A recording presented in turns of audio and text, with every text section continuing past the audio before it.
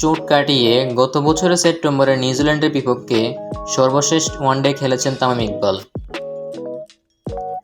এরপর স্বপ্ন দেখছিলেন ভারত বিশ্বকাপ খেলার, যদিও শেষ পর্যন্ত নানা নাটকীয়তায় তামিমকে না রেখেই ভারত বিশ্বকাপের দল ঘোষণা করে বাংলাদেশ দল।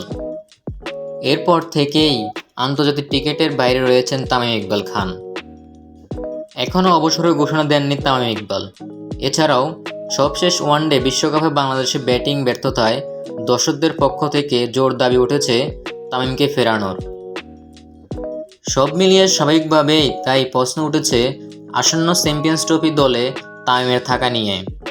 সেই ইস্যুতেই এবারে কথা বলেছেন বিসিবির ক্রিকেটের পরিচালক বিভাগের প্রধান জালাল ইউনুস। আগামী বছরের ফেব্রুয়ারিতে পাকিস্তানের মাটিতে বসবে চ্যাম্পিয়ন্স ট্রফির আসর, যেখানে দারুণ কিছু করে দেখানোর স্বপ্ন দেখছে বাংলাদেশ দল।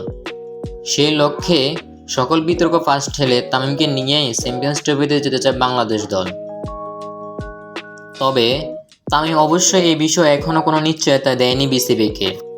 এ ব্যাপারে বোর্ড সভাপতি নাজমুল হাসান পাপনের সঙ্গে সরাসরি কথা বলতে চান তিনি।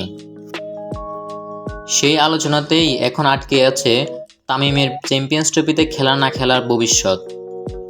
তামিমের চ্যাম্পিয়ন্স ট্রফিতে খেলার বিষয়ে জালাল ইউনুস বলেন, আমরা তার উত্তর অপেক্ষায় আছি। আমরা আগেও তাকে প্রস্তাব দিয়েছি, মাননীয় বোর্ড সভাপতির সাথে আলাপ আলোচনা করবে বলে জানিয়েছেন তামিম। তামিম ওই জায়গাটা আমাদের জানাতে পারলে খুব ভালো হয়।